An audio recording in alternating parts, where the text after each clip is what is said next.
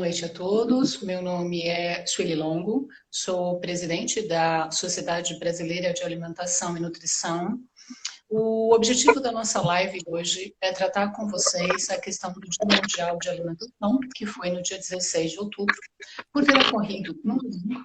Então, nós optamos estar fazendo a live no dia de hoje, né? E eu conto hoje com a participação de três importantes nutricionistas, doutora Lara Natassi, doutora Valéria Machado, doutora Cristi Coelho, que estão aqui conosco, que tem bastante propriedade para estar fazendo essa abordagem, essa questão do que nós vamos conversar sobre a condição da alimentação e nutrição, né? Então, vou trazer para vocês um texto que eu acho que é interessante, que ele é, na verdade, um texto inicial para a gente estar começando o debate, né? Quando nós falamos sobre alimentação e quando nós falamos sobre nutrição, nós estamos trabalhando com duas grandes áreas. Nós temos muito para abordar. Só que o nosso enfoque hoje vai trabalhar a questão do alimento e do nutriente como sendo, na verdade, dois fatores extremamente importantes para a questão da saúde, para a questão da prevenção de doenças, né? Estaremos também trabalhando a questão do estado nutricional da população brasileira. Sabemos que hoje nós estamos convivendo com uma condição que vai da fome à obesidade. E quando eu falo hoje, é porque hoje isso está ganhando um pouco mais de destaque. Mas quando nós conversarmos, vocês vão entender que nós estamos acompanhando já esse cenário há muito tempo e sabemos que desnutrição e obesidade convivem lado a lado, né? E nós temos um país grande, onde nós temos muitas realidades sobre o ponto de vista de classe socioeconômica, sobre o ponto de vista de hábito alimentar, sobre o ponto de vista de produção e de aquisição de alimentos, né? Então, só para vocês entenderem um pouco qual é o contexto dessa nossa fala de hoje, o que a gente vai estar, na verdade, abordando. De acordo com a FAO, o nosso maior desafio hoje, quando a gente fala da questão da segurança alimentar, é garantir o acesso tanto à alimentação adequada e saudável, mas que também seja permanente e sustentável. Então, a nutrição também, na verdade, tem que trabalhar essa outra condição. E para começar essa conversa, para isso não virar um monólogo, né? Vamos passar isso para as nossas, na verdade, para as nossas convidadas. Eu vou começar fazendo um questionamento para a Lara, especificamente, né? Lara, a insegurança alimentar, ela pode trazer um prejuízo ao estado nutricional da população? Como que você tem acompanhado isso? Como é que tem sido o seu trabalho nesse contexto?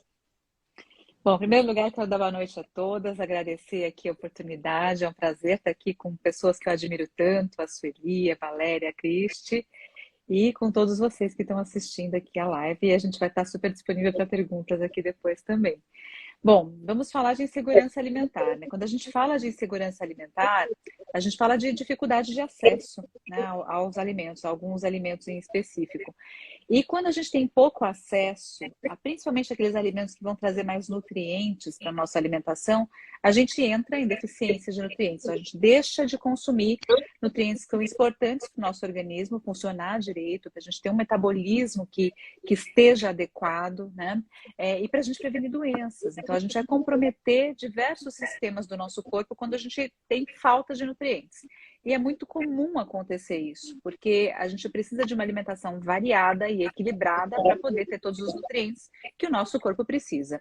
E aí, quando a gente não tem, a gente está mais suscetível a problemas de imunidade, por exemplo, porque a gente tem vitaminas e minerais muito importantes para o bom funcionamento do sistema imunológico, né? Tanto nas nossas barreiras aí, físicas, as nossas barreiras enzimáticas, quanto o sistema imuninato, o sistema imunadaptativo. Então, a gente tem um prejuízo importante aí no sistema imune, a gente tem um prejuízo também em todos os outros sistemas, a gente tem problemas relacionados a doenças que podem ser instaladas aí, a anemia ferropriva, por exemplo, é uma doença que a gente observa bastante e que está relacionada à falta de acesso a alimentos, à insegurança alimentar, deficiência de vitamina A, por exemplo, de outras vitaminas, de outros minerais que podem impactar diversos âmbitos, inclusive crescimento e desenvolvimento das crianças, podem impactar um bom desenvolvimento da gestação, um envelhecimento saudável também, um amadurecimento saudável.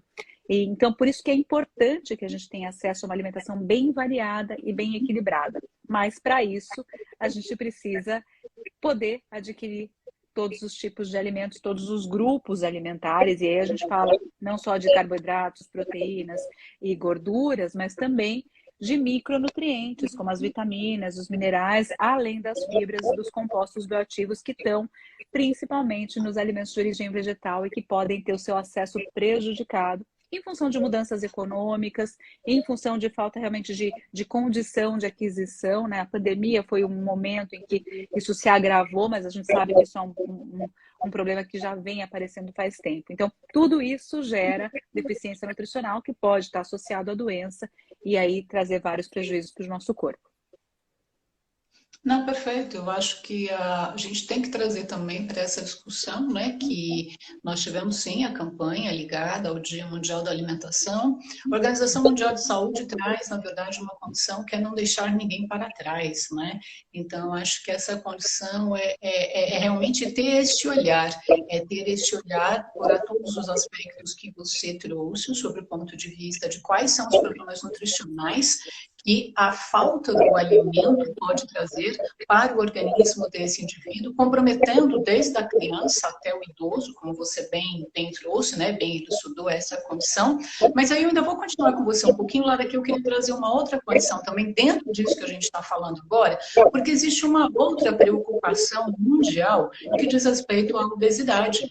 Então, nós também estamos trazendo aí um cenário, nós tivemos aí recentemente o Congresso Mundial de Obesidade, aonde nós estamos falando de uma projeção até 2030, né, de um crescimento importante do quadro de obesidade para a população brasileira, tanto, vamos dizer assim, na faixa etária das nossas crianças, dos nossos adolescentes, como dos adultos, como dos idosos. Então, ao omitir o nutriente, você falou da ausência desse alimento, e tem aquela condição, vamos colocar assim, se eu quiser fazer um olhar, né? Então, eu vou dar fome à obesidade. Então, assim, como é que você encara essa condição também deste outro lado, desse outro cenário que o Brasil está tendo que conviver com ele? Isso tem relação com o que a gente está consumindo hoje em dia, porque a gente observa, ao mesmo tempo que a gente observa uma diminuição no consumo de alimentos como frutas, legumes e verduras, a gente observa um aumento de consumo de alimentos mais ricos em gordura, em açúcar e em sódio também, né? E aí são esses alimentos mais ricos em gordura e em açúcar que vão deixar as pessoas mais suscetíveis a desenvolver obesidade, porque eles vão trazer mais calorias e nem sempre vão trazer mais micronutrientes. Então, isso é a grande questão. Para você ter uma ideia, Sueli, quando a gente fala de ingestão de verduras, legumes e frutas, a gente tem uma recomendação da Organização Mundial de Saúde, que é o consumo de 5 porções ao dia ou 400 gramas ao dia. E o brasileiro consome menos do que a metade do que isso. Então, acaba substituindo esses alimentos por alimentos mais ricos em carboidratos e em gorduras. E isso pode ser um problema, porque além da falta de nutrientes, a gente tem excesso de calorias. Somado a isso, a gente tem uma população em grande parte sedentária, e que diminui cada vez mais os seus níveis de atividade física, também de exercício físico. E aí, somando as duas coisas, é claro que quando a gente fala em obesidade, a gente não fala de dois aspectos só, são vários os aspectos que interferem e que podem participar das causas, né, para a obesidade da população, mas certamente ingestão alimentar acima da necessidade, principalmente de alimentos mais ricos em carboidratos e gorduras, carboidratos, quando eu falo mais dos carboidratos como açúcar, os outros carboidratos mais simples, né? E as gorduras, principalmente as gorduras saturadas, que a gente vê um maior consumo na população, né? A POF de 2018, acho que falava em 60% da população consumindo mais açúcar do que a recomendação e 80 e poucos, acho que 82% consumindo mais gordura saturada do que a recomendação, né? E com isso, uma diminuição no consumo de frutas, legumes e verduras. Então, esse cenário, junto com menos atividade física, junto com vários outros aspectos, como, por exemplo, estresse excessivo, sono, aspectos genéticos também, aspectos ambientais. Então, tudo isso junto podem fazer com que a pessoa tenha mais tendência a ganho de peso, né? E a gente vem observando esse ganho de peso na população com o tempo, né? Hoje a gente tem mais de 60% da população acima do peso, da população adulta, né? Então, as coisas, esses dois cenários estão interligados, por incrível que pareça, né? Uma desnutrição no que diz respeito a micronutrientes e a obesidade também. Ok, perfeito. Você citou na sua fala algumas questões que eu vou agora chamar a Cristi para nos ajudar a ter a compreensão das mesmas, né? Então, você falou da pesquisa de orçamento familiar, você falou da POF, você falou, na verdade, da escolha de alimentos, então esses alimentos serem mais ricos em macro ou micronutrientes, né? E eu gostaria de trazer um pouco agora a fala da Cristi, porque ela está, na verdade, ela participa, vamos dizer assim, do grupo que trabalha a questão da tabela brasileira de composição de alimentos, ela vai poder explicar melhor isso para a gente, e eu queria que ela trouxesse esse olhar, quer dizer assim, quando nós falamos de alimentação e de nutrição, o nosso primeiro olhar tem que ser para o alimento, né? Então vamos entender esse alimento, como é que a gente tem que olhar para isso, Cristi, né? Como é que essa análise é feita para que a gente possa concluir que há, por exemplo, um déficit de determinado nutriente? Você pode esclarecer um pouco isso, porque a gente ouve muito falar todos esses termos e as pessoas, não, por vezes, não entendem muito do que nós estamos falando, né? Bom, primeiramente, boa noite a todos que estão presentes aqui na live. Eu gostaria de agradecer o convite, né? Representando aqui o Alimentos na Palma da Mão. Boa noite, Sueli, Lara e Valéria. Boa noite a todos os nossos ouvintes, né? Quando a gente pensa na questão de avaliação de consumo alimentar, envolvendo toda essa questão de coleta de dados, amostragem, né, e até mesmo a própria pesquisa de orçamento familiar, né, cujo objetivo principal dela é o quê? Conseguir entender realmente quem é a população brasileira sobre diversos aspectos, né. Vamos falar especificamente aí, então, do que foi citado. Tem a questão da avaliação nutricional, tem a questão também aonde o brasileiro gasta o seu dinheiro, né, a aquisição de consumo, e tem a de consumo propriamente dito. Quando a gente pensa nessa questão de consumo, a gente tem que, uma das questões é como a gente vai avaliar esses dados que foram coletados, né? E a gente tem que ter sempre o pensamento de que a base de dados que vai avaliar o consumo alimentar, ela precisa ser realmente regional, ou seja, ela precisa representar os alimentos daquela localidade, né?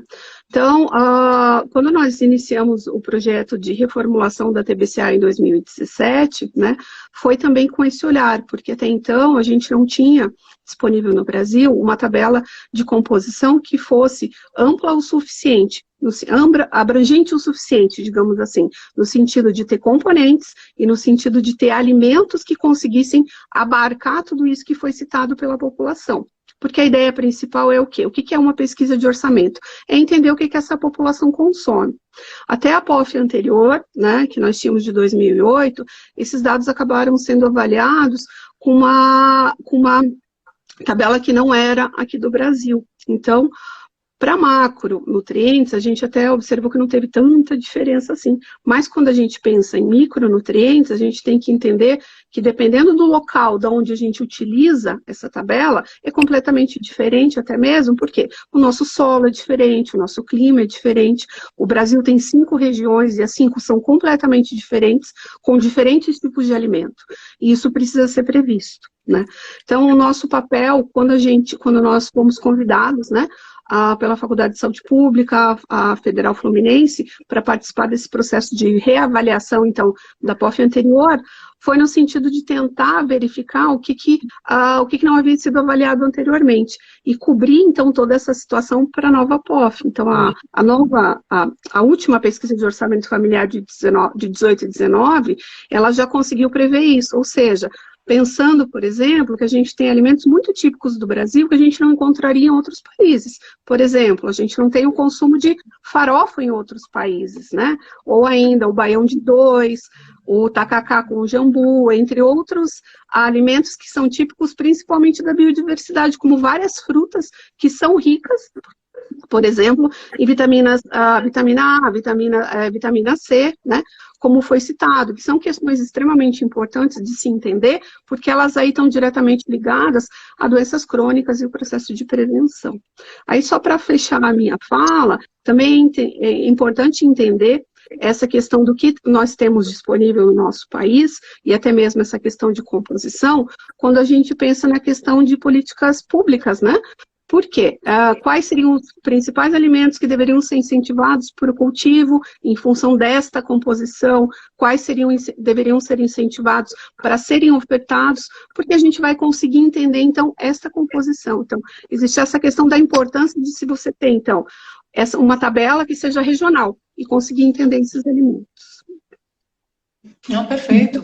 E aí eu acho que isso, na verdade, traz aquela condição que nós falamos agora de que, anterior à pandemia, nós já sabíamos das questões relacionadas com a inadequação do consumo de nutrientes por parte do brasileiro, né? Isso de forma regional, de acordo com o percentil de renda. Então, nós já tínhamos esse cenário. A pandemia, ela pode ter trazido uma situação que, vamos dizer assim, contribuiu para piorar essa situação, né? Mas ela não pode ser, não podemos dizer que ela foi o único fator causal, né? A gente já vem trazendo essa condição. Me chamou muito a atenção na análise desse relatório da POF que você citou, Cristian, a condição da inadequação do consumo de cálcio, inadequação do consumo de várias vitaminas, de minerais, que tem um impacto importante na saúde da população em qualquer faixa etária. E agora eu vou chamar a Valéria para contribuir aqui com a gente, né?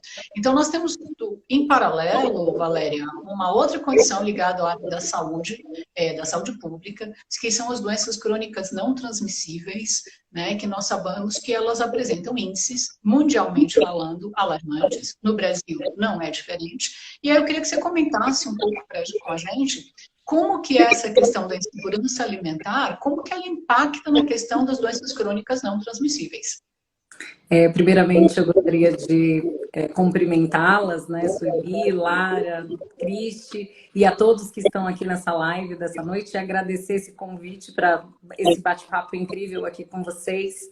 E realmente, né, as doenças crônicas é a principal causa de morte no Brasil e no mundo, né, e eu sempre venho com a fala que é mais do que Covid, né, porque a gente teve todas essas questões com a Covid, só que a gente não pode esquecer dessa doença e muito, né, do que a Lara traz na fala dela, né, a inadequação, né, o baixo consumo de alimentos vegetais, frutas, legumes, verduras, que são ricos em fibras, isso dificulta bastante. E o aumento, cada vez mais, do consumo de gordura saturada.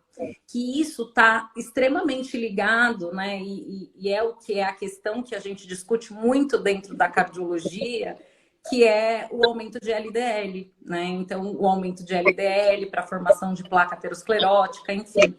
Então, a gente fica nessa condição, né? E eu acredito que é muita questão da educação nutricional.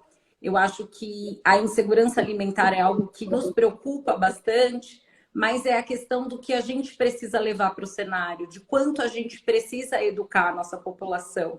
Porque, independente de pandemia, a gente já tinha um baixo consumo desses alimentos que são cardioprotetores, né? Que é fruta, legumes e verdura.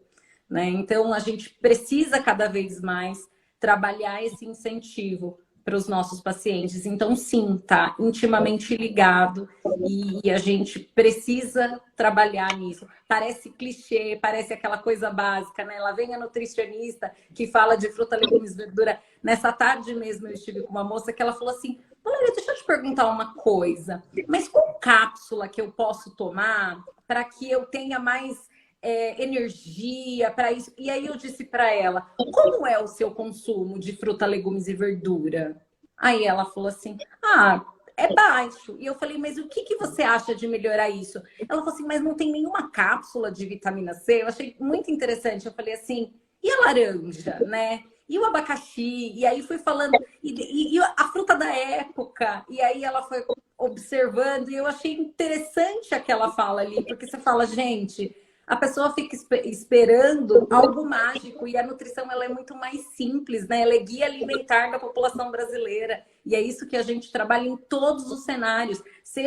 Eu falo assim, por mim que eu trabalho desde o SUS até o particular, em todas as vertentes, e a gente vai levar sempre isso para o paciente. Então, trabalhar muito a educação nutricional, acho que é isso que a gente precisa e muito, né?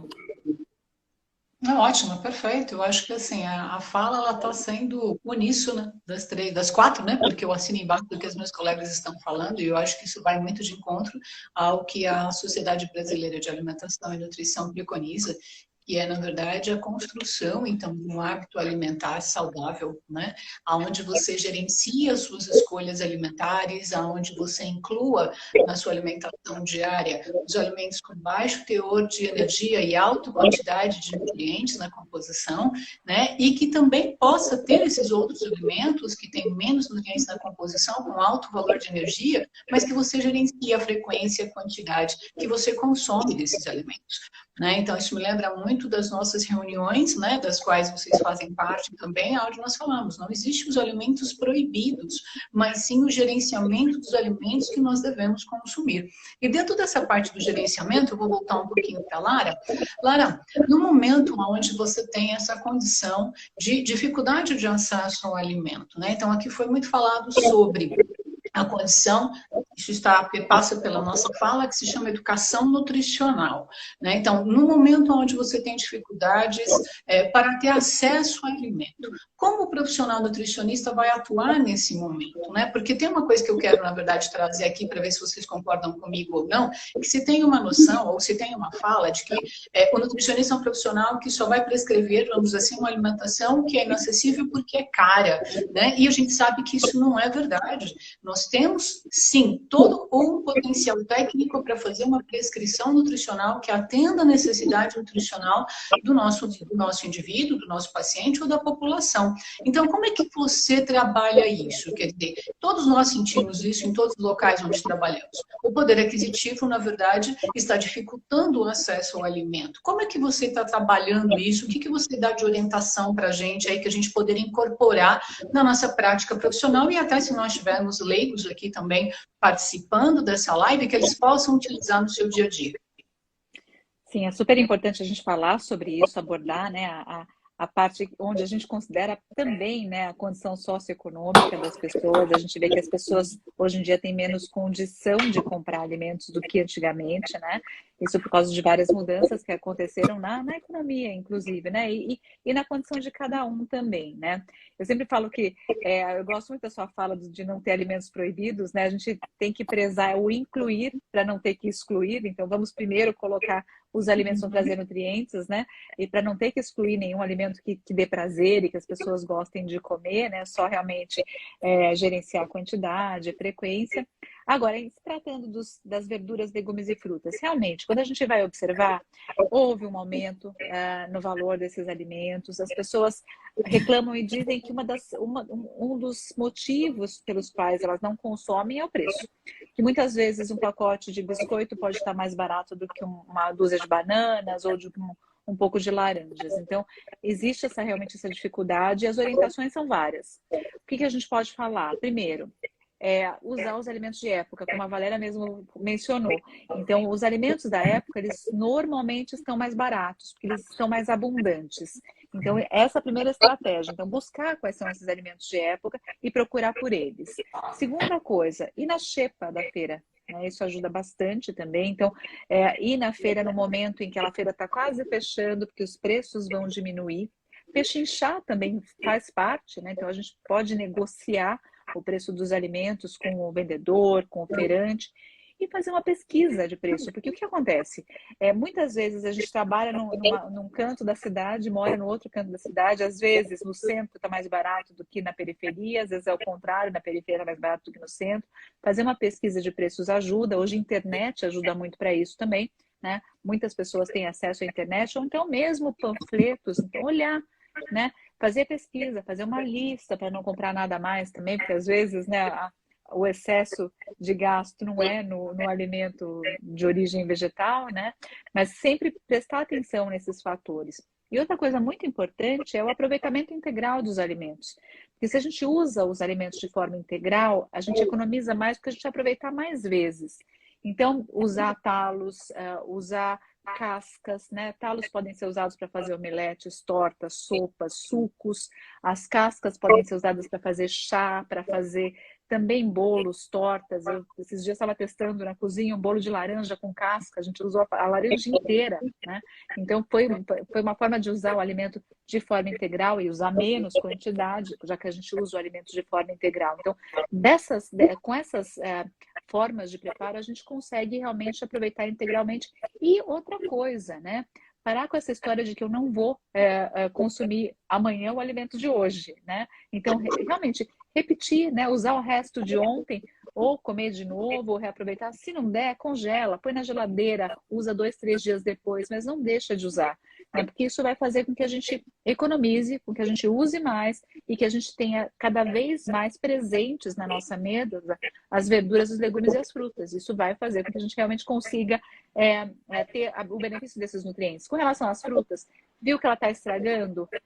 Pode fazer uma espécie de suco com ela, bater no liquidificador e colocar nos cubinhos de gelo e usar para fazer vitaminas e sucos depois, né? Isso é uma ótima forma. E mesmo congelar, né? Banana, quando tá quase estragando de tão madura, a gente também usa para congelar. Então, todos os alimentos podem ser reaproveitados.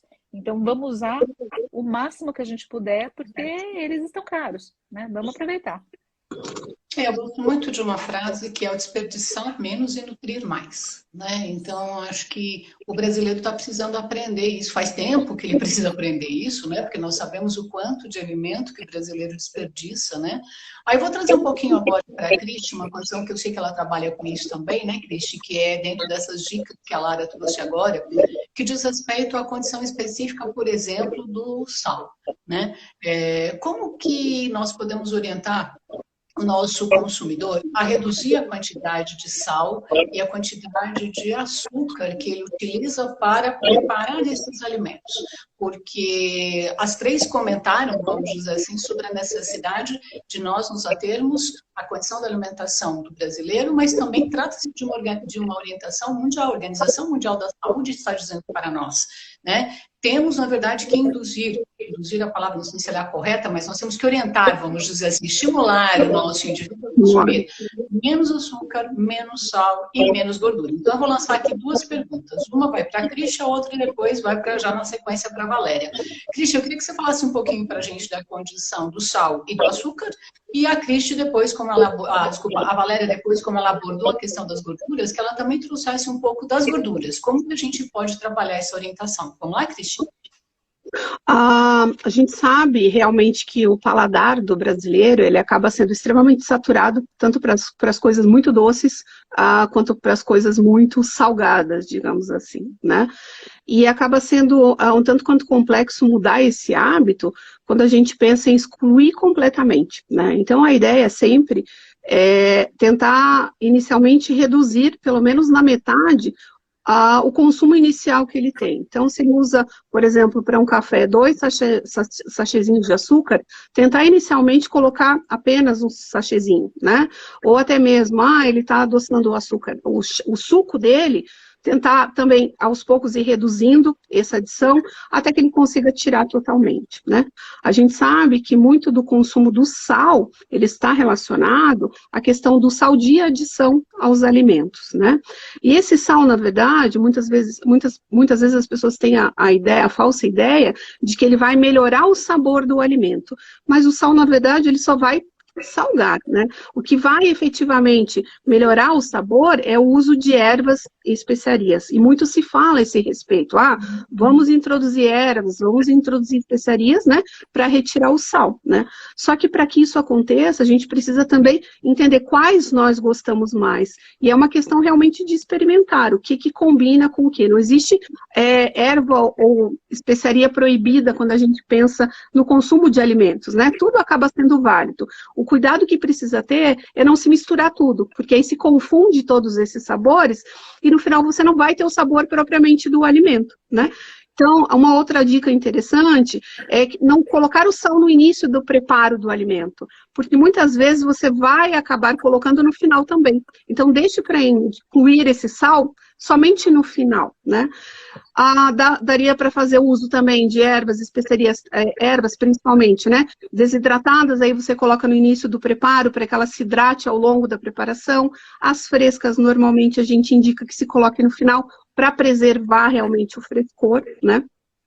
Muitas vezes se compra, por exemplo, se não tem a produção, um maço gigantesco de salsinha ou um maço gigantesco de cebolinha, você usa muito pouco e acaba descartando. E aí vai de encontro ao que a Lara falou da questão de evitar o desperdício. Como fazer isso? Compro diversas ervas, não sei como usar. né? Então, vamos higienizar isso de uma forma adequada, vamos colocar elas em cubinhos de gelo com água, ou até mesmo com azeite e congelar. E aí você sempre vai ter disponível ela dentro do seu congelador, do seu freezer, né? Para poder usar no seu dia a dia, né? Uma outra forma interessante de realçar o sabor, na verdade, também essa questão de usar sobras e etc., é a gente produzir o nosso próprio caldo em casa, né? Então, produzir um caldo de legumes ou um caldo de frango, com as aparas daquele frango que vai ser jogado fora, que não vai ser mais consumido. Ah, fez um frango assado no domingo, ninguém vai mais consumir porque tem uma carcaça. Por que não fazer um caldo, né? E esse caldo a gente congelar nos cubinhos também para preparar um alimento para dar mais sabor. Então, a ideia é que a gente ter à disposição tudo que a gente tem em casa e poder aproveitar ao máximo isso nessa produção desses alimentos. E para finalizar a minha fala, a gente pode também, por exemplo, fazer blends de ervas, né? Mix de ervas, né? E aí você pode usar, dependendo do seu sabor, do quanto você gosta, para outro tipo de alimento, e aí a gente vai testando os sabores, né? Por quê? Para que nem tudo fique com o mesmo sabor. Então, uma sálvia para um peixe, um alecrim para uma carne suína, um tomilho para um frango, né? E aí, ir testando realmente, e à medida que você vai incrementando o sabor desses alimentos com essas ervas, essas especiarias, a tendência é você treinar o seu paladar para usar um pouco menos de sal. Acho que é isso. Antes da Valéria falar, só quero trazer, na verdade, uma lembrança. Quando você estava, na verdade, falando sobre isso, que eu me lembrei de uma colega nossa que trabalha na área de geriatria, que ela fala sobre a questão de você produzir o caldo de carne, aquele caldo de carne concentrado, né? Fazer os cubos de caldo de carne concentrado, congelar, e que isso é utilizado, por exemplo, na alimentação do indivíduo idoso, que a gente sabe que apresenta um baixo consumo proteico, por vezes, como uma forma de aumentar a parte proteica da dieta dele. Então, assim, a gente, na verdade, tem estratégias que podem ser utilizadas no sentido de desperdiçar menos, aproveitar mais, nutrir mais, contribuindo para se atingir a necessidade nutricional do indivíduo em qualquer faixa etária. Então, eu gostei desse exemplo que você falou da carne, né, do frango, porque me lembrei muito disso, que as pessoas já vão para o lado, não, como que aumenta a proteína? Às vezes um cubo de carne que você fez, na verdade, já aumenta o proteico da dieta, exatamente isso. Então, vamos lá. Antes da Valéria falar, mais uma coisa. Gente, vocês podem mandar perguntas, por favor, estamos aqui abertos a receber perguntas também. Valéria, em relação à parte das gorduras, você falou muito da questão das gorduras, quando falou das doenças crônicas não transmissíveis, né? Então, que dicas que você pode trazer para a gente no sentido de trabalhar essa coisa do reduzir a quantidade ou reduzir o consumo das gorduras especificamente? Na verdade, assim, acho que quando a gente fala de sal, né, a gente já está ali ligado a, por exemplo, esses caldos são extremamente ricos, não só em sal, como em gordura também, né? Então, é uma coisa que vai levando a outra. Mas, acho que a principal questão é a diminuição de alimentos industrializados. Se a gente consegue reduzir, e assim, eu gosto muito dessa fala também que você traz, do equilíbrio, né? A gente não precisa excluir, a gente precisa reduzir. E aí a gente vai trazer um equilíbrio ali dentro da nossa alimentação. Então, para que eu possa ter uma alimentação mais saudável, é necessário que eu reduza o consumo de alimentos industrializados. E aí, uma dica acho que bem bacana também é a gente planejar a nossa semana. Porque quando a gente planeja, a gente também evita desperdício. E a gente tem uma consciência daquilo que vai ser distribuído ao longo da semana. Então, eu não vou comer carne vermelha todos os dias, até porque isso não é recomendado. Mas eu não preciso excluir a carne vermelha. Eu vou colocar a carne vermelha 2 dias da semana, vou colocar o frango sem pele 2, 3 dias da semana, eu vou incluir o peixe, aí eu vou procurar num peixe num preço mais interessante ali e uma preparação também mais interessante. E aí, quando eu vou utilizando das ervas, eu vou gerando mais sabor. Porque quando a gente fala também de exclusão de caldos, os pacientes às vezes assustam e falam, mas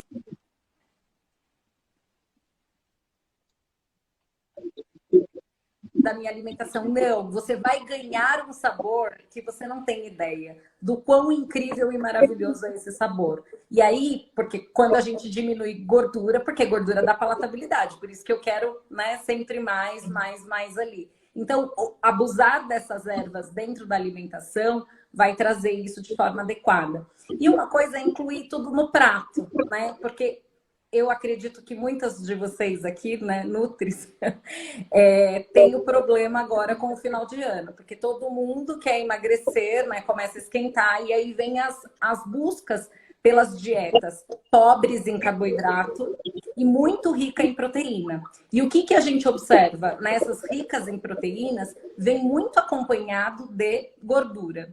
Eu, principalmente, em ambulatórios de cardiologia, recebo muitas pessoas com essas dietas inadequadas e aumento de LDL colesterol, tá? Então, não é o caminho. Então, tem que tomar muito cuidado com essas dietas da moda, por isso que a gente sempre bate na questão do equilíbrio. E aí, quando eu monto o meu prato saudável, onde vai ter arroz, feijão, carne, legumes, verdura e a fruta ali numa composição completa, eu vou diminuir essa quantidade de proteína e vou ter a proteína na quantidade adequada, né? Eu não preciso do excesso de proteína, porque acaba trazendo mais saciedade, então as pessoas acabam incluindo mais. Mas fibra traz muita saciedade também. Então, se eu aumentar o meu pratão de salada, além de trazer uma grande proteção cardiovascular.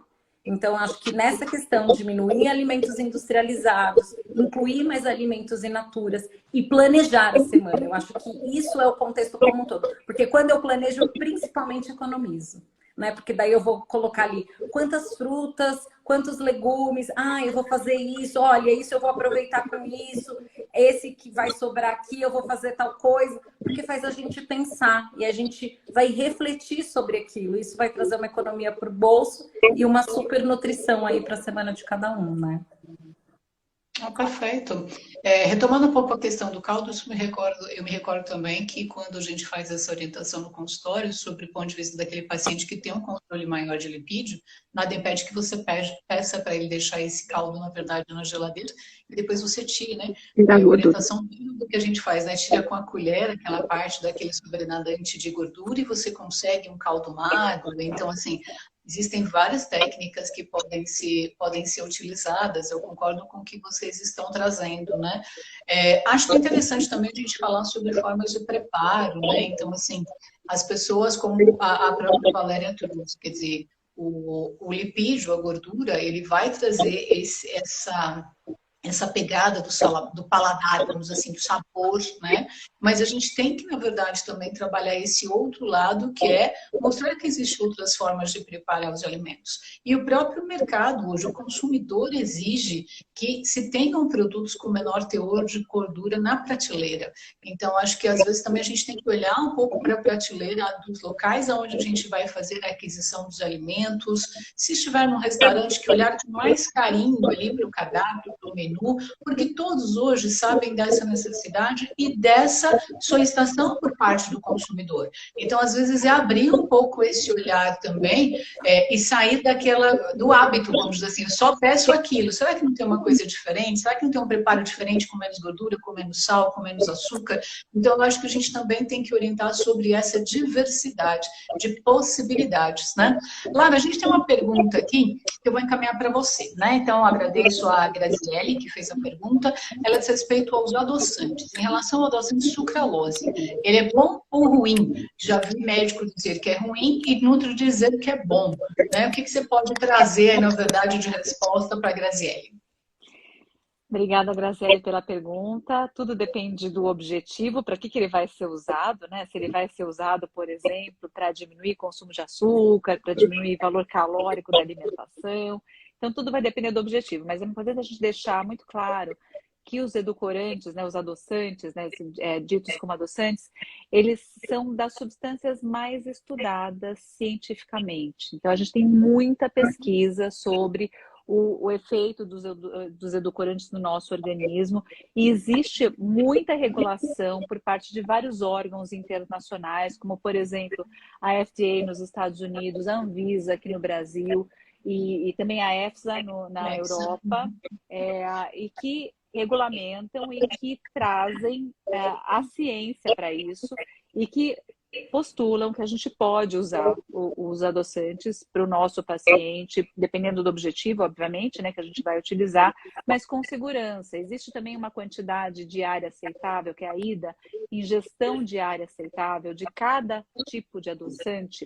Então, cada um tem a sua quantidade, a quantidade não exprime uma quantidade que a gente consiga consumir durante o dia, mas que é a quantidade que a gente poderia ingerir todos os dias, e é expressa por gramas por quilo de peso, tá? E que não teria nenhum efeito no nosso organismo. Então, é muito importante a gente afirmar que os adoçantes são seguros, sim, mas a gente tem que verificar, como profissionais, a real indicação da utilização dos mesmos, né? Ok, perfeito. Com relação a essa condição, agora eu vou trazer mais uma rodada de perguntas aqui, estamos aguardando outras perguntas por parte de vocês também, mas eu queria aqui mais uma rodada de perguntas e eu vou buscar um pouquinho essa informação sobre o cenário de fome, que está sendo bastante noticiado, né, em nosso país. Como é que, na verdade, as profissionais que estão aqui conosco veem isso, né? Quais são as possibilidades, assim, como que elas enxergam isso? Como que nós, da área da nutrição, poderíamos estar trabalhando isso? Eu sei que não é só a nossa área que vai, o nutricionista, vamos dizer assim, isoladamente no consultório, que vai conseguir isso, mas existe sim ações que nós podemos, na verdade, estar fazendo para tentar evitar, tentar minimizar esse impacto. Como é que vocês veem isso? Vou começar agora ao contrário, né? Vou começar lá com a Valéria e faço o contrário agora. Como é que você vê isso, Valéria? Porque você falou que você trabalha com um público que vai do SUS ao paciente particular, então você deve estar tendo bastante contato com essa realidade também. Conta pra gente um pouco do que você está vendo. Então, na verdade, a gente observa muito essa realidade, né? E essa realidade é bastante triste, mas essa realidade não é de agora, tá? Então, essa realidade toma conta do nosso país já tem algum tempo. É óbvio que com a pandemia isso intensificou muito mais. Mas eu acho que também dentro do nosso país existe programas bem interessantes de segurança alimentar. Então, saber encaminhar esses pacientes para esses programas que existem nas prefeituras. Então, as prefeituras têm a distribuição lá de cesta básica, tem a distribuição, tem prefeituras que têm distribuição de hortifruti, que vale o paciente se cadastrar nesses programas. Mas, acima de tudo, saber como utilizar isso. Então, tudo aquilo que a gente falou aqui, né? De como ele vai trabalhar esse equilíbrio nutricional no dia a dia dele. E como a gente precisa também orientar essa questão da feira, no final da feira, da pesquisa do alimento. E eu acho que, acima de tudo, é a conversa com o paciente ali, né? Então, o profissional nutricionista, ele não deve impor, né? Olha, você vai comer isso, isso, isso. Vamos ver o que tem disponível e dentro daquilo que tem disponível a gente trabalha com aquilo. E dentro também das preferências alimentares, porque eu acho que não cabe a nós, né, julgar e dizer, nossa, mas você não come isso, tem que comer. Não, você precisa aprender. Então vamos por um caminho. É como pegar na mão mesmo, né? Então é entender o que tem disponível e dentro daquilo que tem disponível é aplicar com gentileza, com carinho ali com aquele paciente. E é por esse caminho. Eu acho que a gente trabalha muito isso lá no setor de lípides na Unifesp, né? Que eu estou lá há 14 anos já, e a gente fez isso sempre, né? Isso sempre deu muito certo. E mesmo com as condições na dificuldade, a gente consegue ter respostas muito positivas para os pacientes. Então, é sobre saber ouvir, eu acho que acima de tudo, o nosso paciente, né? No dia a dia. Ok. Cristi, você tem alguma contribuição, alguma coisa que você queira trazer nesse sentido? Não é assim muito a minha área de trabalho, que eu acabo não atendendo de forma direta, né, o paciente, né, ou até o cliente, mas assim, eu concordo assim com a fala da Valéria, né, até mesmo a gente percebe que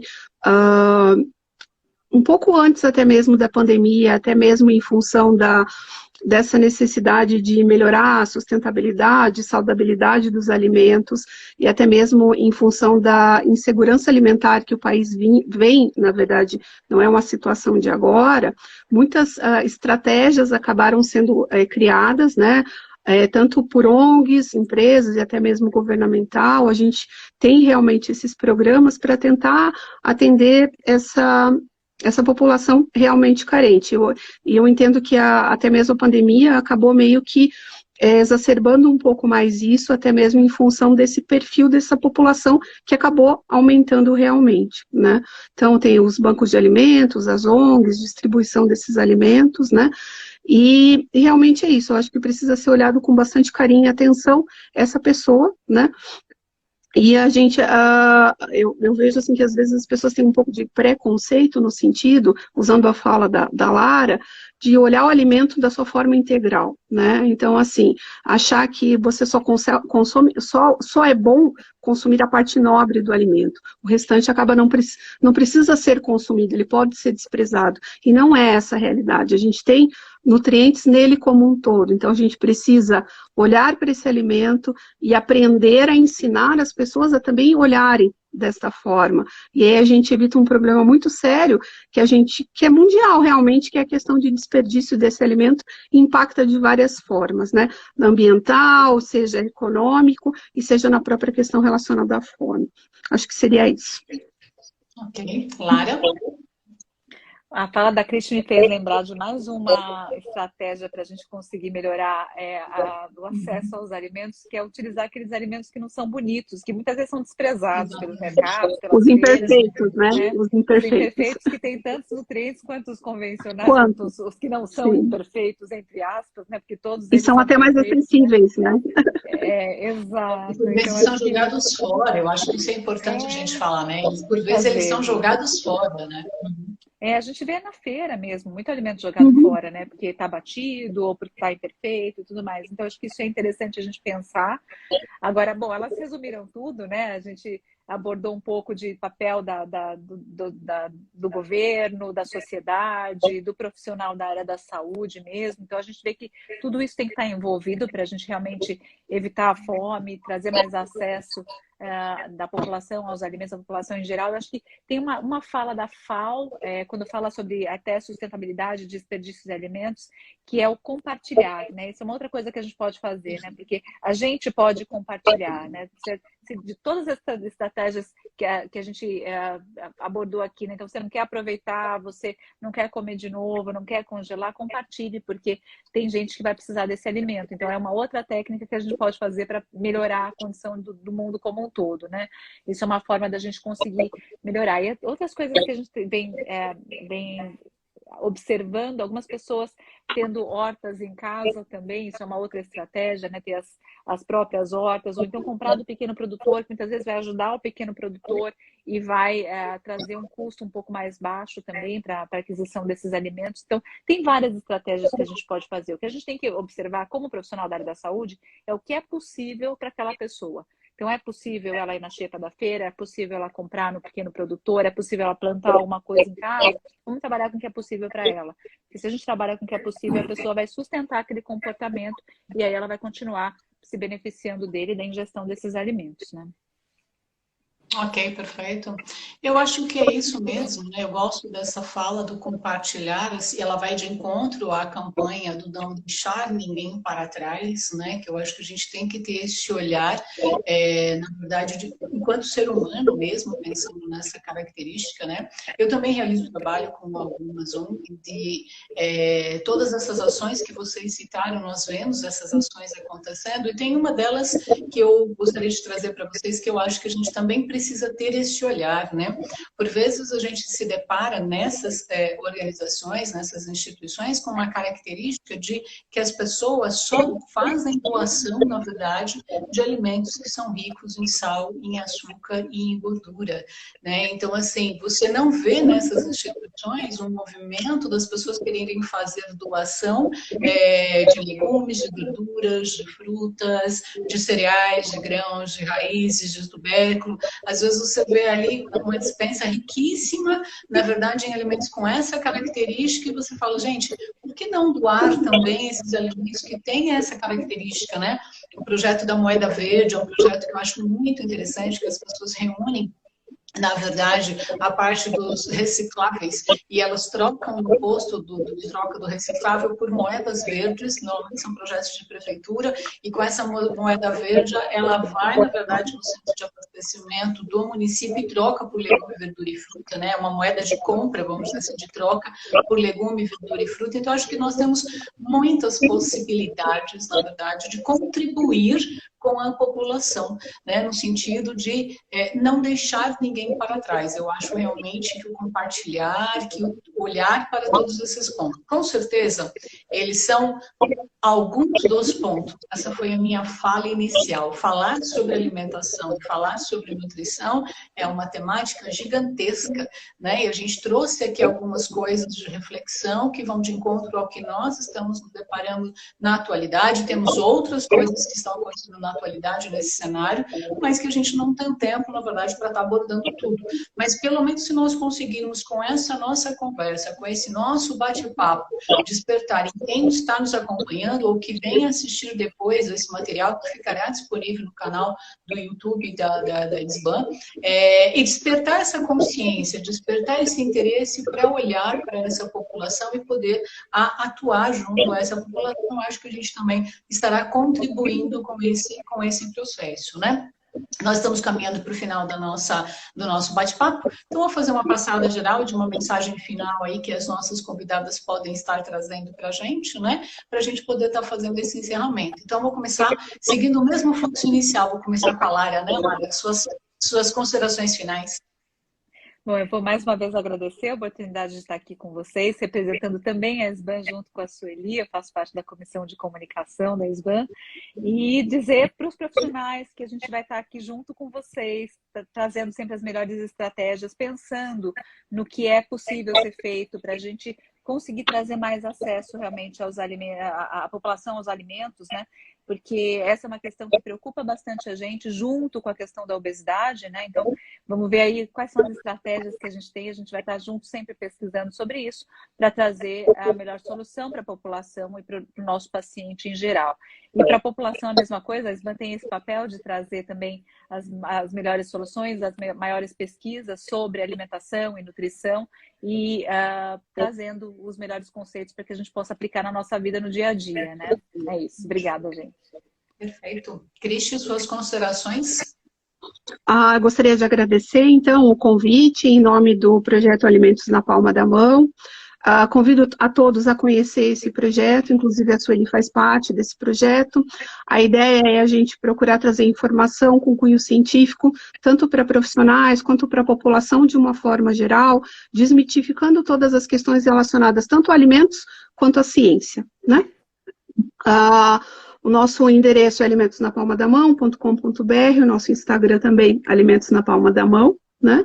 E também gostaria de convidá-los, né, a participar de uma próxima live que acontecerá no dia 3 de novembro, onde a gente vai falar um pouco sobre a questão relacionada aí a sistemas de informação, ou seja, softwares, ferramentas na área de nutrição, e também toda essa questão relacionada aí como utilizá-los, o que é inteligência artificial, como a gente pode utilizar em prol do nosso atendimento e bases de composição de alimentos. É isso. Obrigada.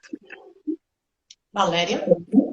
Queria agradecer, né? Agradecer esse bate-papo que foi maravilhoso aqui com vocês. Agradecer você, Sueli, agora por fazer parte também da sua comunicação do ISBAN junto com a Lara. É uma alegria muito grande poder trabalhar dentro dessa sociedade que eu tanto admiro.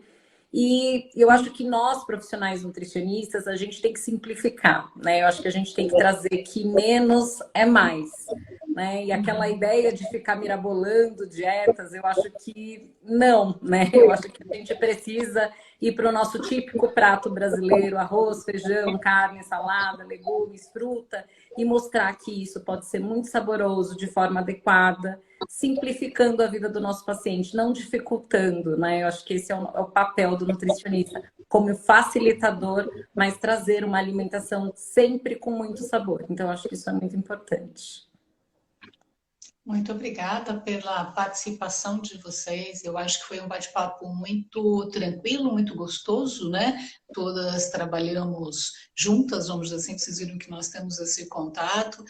Gostaria de deixar as portas da Sociedade Brasileira de Alimentação e Nutrição aberta para os profissionais, para eles poderem, na verdade, se apropriar de todas as atividades que nós desenvolvemos. Então, nós temos hoje aqui duas componentes da sociedade, Lara e Valéria, Valéria, que fazem parte da Comissão de Comunicação. Nós temos um projeto de estar trazendo mais momentos como esse, na verdade, convidando profissionais para que possamos, na verdade, discutir várias temáticas, para que possamos, na verdade, contribuir com a formação dos profissionais e também com a educação em saúde ligada com a população diretamente. O projeto Alimentos da Palma da Mão é um outro projeto muito interessante, que está ligado ao USP, ele também tem esse objetivo, então nós fazemos essa parceria com eles no sentido de também nos apropriarmos dessa ciência que estuda os alimentos e que traz, então, essa contribuição para que possamos entender a forma de prescrição, quantidade de prescrição e como contribuir cada vez mais com a nutrição da população brasileira, né? Foi um prazer estar com vocês três aqui nesse bate-papo, foi um prazer estar com vocês que estão aqui nos ouvindo e que fizeram aí a sua participação e convidamos vocês para os nossos próximos encontros, né? Fiquem atentos aí. Já podemos dar um spoiler, né, Lara? Dia que nós vamos ter sobre diabetes no mês de novembro, né? Então, na verdade, em novembro nós vamos trazer essa temática também, que é bastante importante para a população brasileira. Então, fiquem atentos e nos acompanhem. Muito obrigado a todos e uma boa noite. Muito obrigada.